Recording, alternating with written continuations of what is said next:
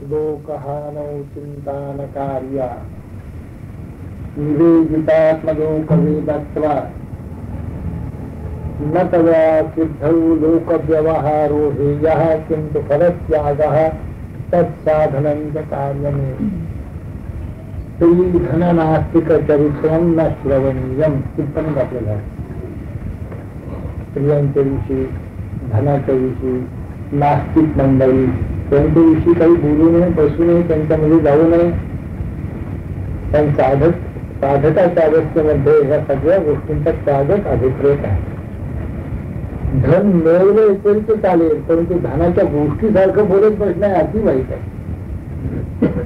एखादं घर बांधलं तुम्ही तरी हरकत नाही, पण त्या घराच्या गोष्टी सारख्या नाही. ते पाहिलं का आमचं घर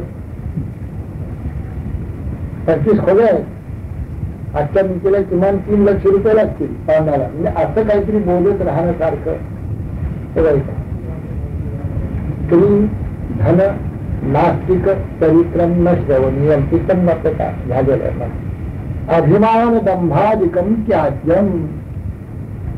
अभिमान आणि दंभ आदी म्हणजे त्याच्याबरोबर मत्सराला द्वेषाला प्रेषाला सगळं टाकून द्यावं.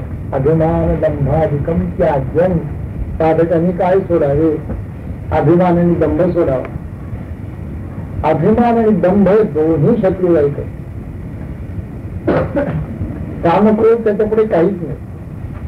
ह्या शत्रूंच्या पुढे परमार्थाचा जर घात कोणी करत असेल ते 2 शत्रू घाततात. अभिमान म्हणजे अहंकार. भगवंतापासून वेगळं पडणं. देहत मी अबोधार्य हा अभिमान अहंकार.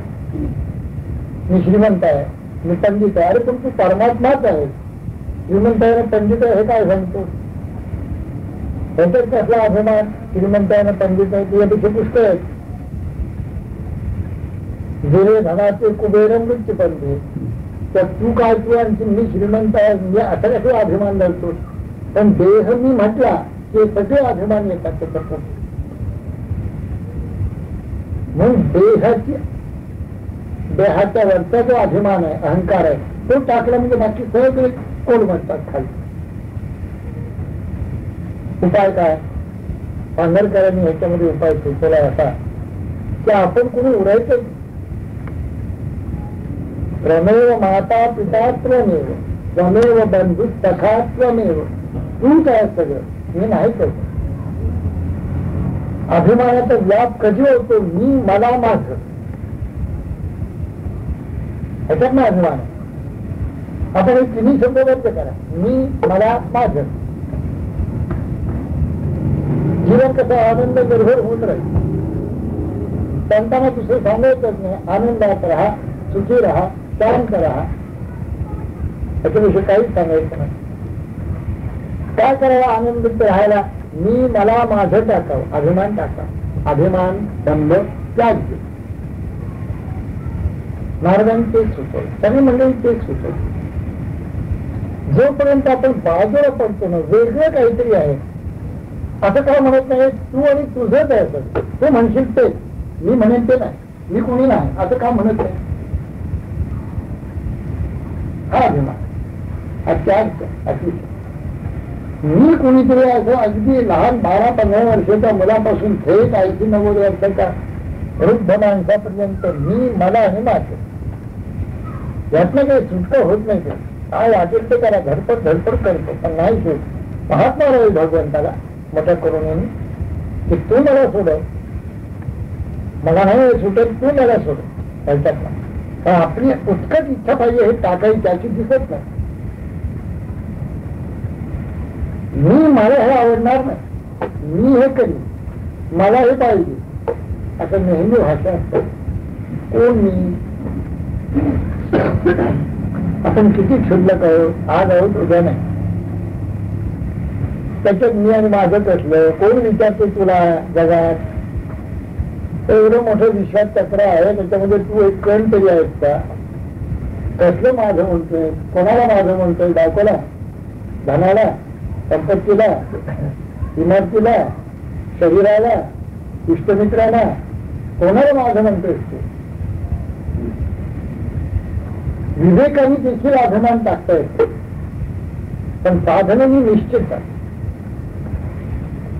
जर खरा भक्त होईल तो भक्ती करील आणि नम्र होईल सगळ्यांच्या ठिकाणी तो अभिमान जाईल. अभिमान जसा एक जबरदस्त शत्रू आहे आणि तो देह भाव विरहित झाल्याशिवाय जात नाही, तसा दंभ हा एक शत्रू. हा अभिमानापेक्षाही एक कडीवर आहे. परमार्थाला सर्वात घातक शत्रू दंभ. दंभ म्हणजे आपण जे नाहीत ते लोकांना दाखवणं. अगदी थोडं कुठे काय केलं तर सगळ्या जगात चालूच सुटणं हा दंभ. चांगले साधक याच्यापासून फार लांब राहतात. आपल्याजवळ आहे त्याच्यापेक्षा कमी सांगतात, अधिक सांगत नाही. अधिक सांगितलं की धार्मिकपणा आला. आपल्याला येत नाही, मला माहिती नाही. समर्थांचं असं सांगितलं की या शत्रूपासून अत्यंत लांब राहावं. सर्वात घातक शत्रू दंभ, त्याच्यापेक्षा कमी थोडा घातक अभिमान, मग बाकी सगळी त्याच्यापेक्षा कमी घातक आहे. घातक सगळे दंभा इतकं घातक दिसत आहे. आत एक बाहेर एक हा दंभ. आतमध्ये एक नक्की आले तर बरे, बाहेरून या जाणार अगदी आहे. परमार्थाला अति घातक. आणि धर्म जो आहे किंवा काय सत्कर्म असेल, काय पुण्य असेल, काय जे केलं असेल आपण थोडं बहुत, काय ज्ञानशिली वाचली असेल, काय दाखवून वाचला असेल, काय ध्यान धारणा केली असेल थोडे बहुत, की त्याची खूप ठेवा. अमानित्वम अदंभित्वम ह्याच्यावरचा अदंभित्वम तर व्याख्या.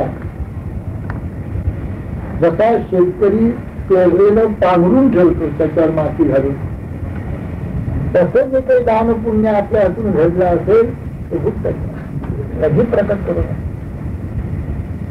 म्हणजे अदंभित झालं नाही तर मग दांभिक. थोडं कुठे गेलं नाही, काम नाही, ज्ञानेश्वरी वाचायला लागलं तर सगळ्या पुण्याला नाही त्याच्यात. आणि आत आणि बाहेर अगदी एक असायला पाहिजे. कधी त्याच्यामध्ये दोन असतात का म्हणे, आत एक आणि हे फार आहे. हे वाटतं त्याच्यापेक्षा खूप आहे. मोकळं मन जर असेल तर निम्मा परमार्थ झाला. कुठायचा लपवून ठेवण्यासारखं मनामध्ये काहीही असतं का म्हणा. विशेषतः सद्गुरूंच्यापासून भगवंतापासून काय लपवणार होतो त्यांनी.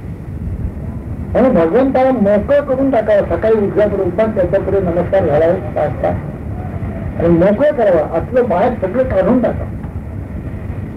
म्हणजे दग्न जाण्याचा संभव आहे, तरी तो जातोच असा नाही. हा अभिमान निबंध हजारेला तुम्ही खरे भक्त व्हाल, म्हणजे भगवंताची 18 सद्गुरूंची एकरूप व्हाल, तेव्हाची त्याची दोन चित्तही जात नाही. अभिमान दंभाधिकम त्यागम तदर्पिता अखिलाचारः सन् कामक्रोधाभिमानादिकं तस्मिन्नेव करणीयं पुण्यकृते.